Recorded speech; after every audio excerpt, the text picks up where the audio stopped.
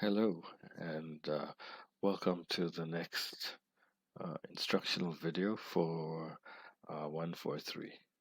Um, Today we're going to be looking at the description paragraph. In the previous video we looked at the paragraph and its construction, and we had the topic sentence, the supporting sentences, and the concluding sentence. That was the basic structure of the paragraph. And today we're going to look at what we call a description paragraph, descriptive paragraph. Now, if you look at your handout here, what is a description?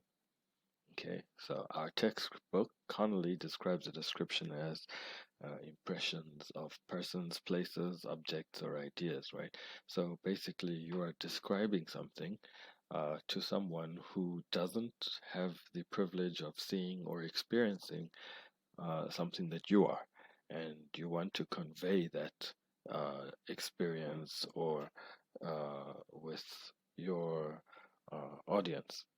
The best way to do that is to write. As you can see, our textbook offers some description of a cause and effect relationship, persuasive argument, a clear picture of your subject, right? And very briefly, of course, you will read through chapter 14, but I just want to give you an overview. The objective and subjective description. The objective description is factual, right? It doesn't have any personal bias. It uses very plain and simple, straightforward English.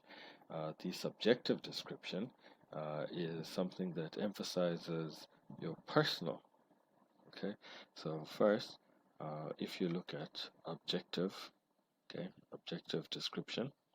Objective description, as we said, is something that doesn't influence readers, right? But subjective, now this is based on your opinion, right, and your writing skill.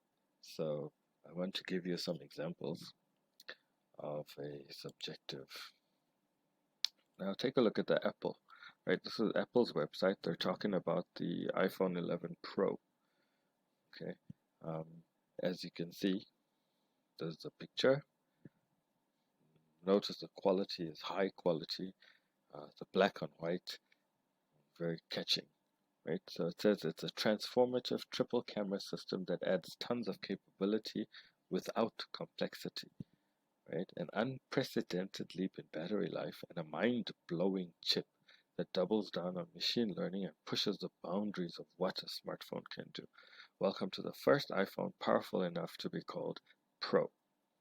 Okay, so um, if we analyze this paragraph, this is a subjective paragraph. Very, very, very subjective, right? First, we look at the language used, right? Transformative. Tons of capability, right? Tons.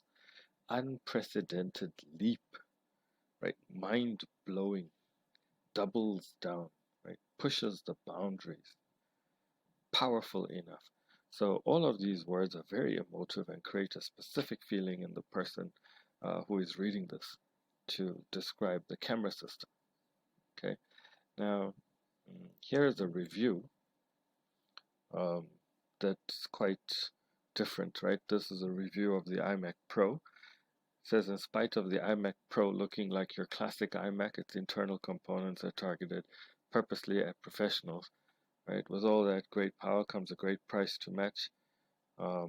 It's a solid purchase, highly configurable.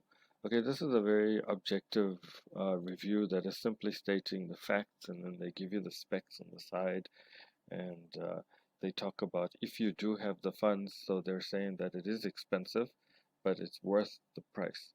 So they don't really use the same language that Apple uses on its website when discussing the iPhone or, for example, other um, products of theirs, right? As you can see, we've three-upped ourselves, right? There's lots of um, emotive words, highest quality, beautiful images, simplicity, legendary, cutting edge technology and so on, right? So all of this shows us that description, we have objective description, we have subjective. Okay, so this section is relatively straightforward. I'd like you to read through it when you have time, and when you are done, you can go ahead and create your subjective paragraph as the website for Google, our Google Classroom shows you. So your, not this one, 143, um, under your descriptive paragraph, it's 200 to 250 words. So it asks you to describe your favorite Bible character and why you like him or her. Okay, so remember, descriptive paragraph, this is, you can write it subjectively or objectively. Please hand it to me before the 31st of August. Thank you, God bless, and have a great week.